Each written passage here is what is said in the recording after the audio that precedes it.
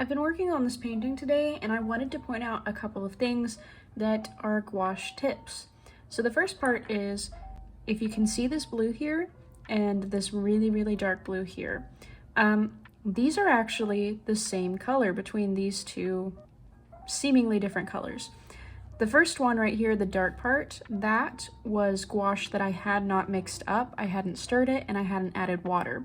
And the binder had separated from the pigment some and the little powdered portions. So whenever I went ahead and dipped in it, I was not getting as much pigment, I was just getting binder. So I got this really dark, transparent area. If you look over here, you can actually see through it to the leaf that's behind it.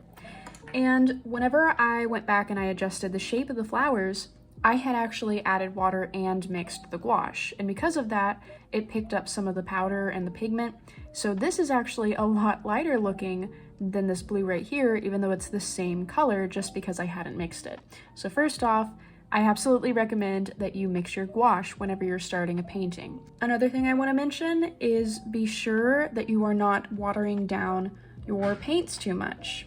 Whenever you're looking at this flower right here, I started off with a yellow base and then I went back in with a cream color that was almost a white. However, I was running out of my cream color, so I added a whole bunch of water to it, and that made it where it's transparent. It's almost kind of green because you can see through to the leaves and the green color underneath, and it's drying really chalky and uneven.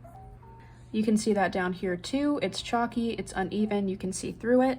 So if you're running out of paint, take a second to pause and don't keep adding water to it, or you're going to get these transparent, chalky looking layers. And you don't want that. So if you want opaque layers, you're gonna have to add more paint, not more water. Another reason to mix your gouache really well whenever you're using it is chunkiness. If you look at this, there are little bits of chunks of the paint where parts of it were less mixed. And you can see that this right here on the corners, this was less mixed. And then these chunks here were not mixed in either. So you have more binder around the edges, chunks of pigment and paint right here, and then it's more even over here where it was mixed more. I recommend mixing your gouache completely so that it has a smooth, even consistency, kind of like honey, instead of having a watery or chunky consistency. So that is why you should always mix your gouache paint whenever you're going to be using it, especially after it has set for a long time.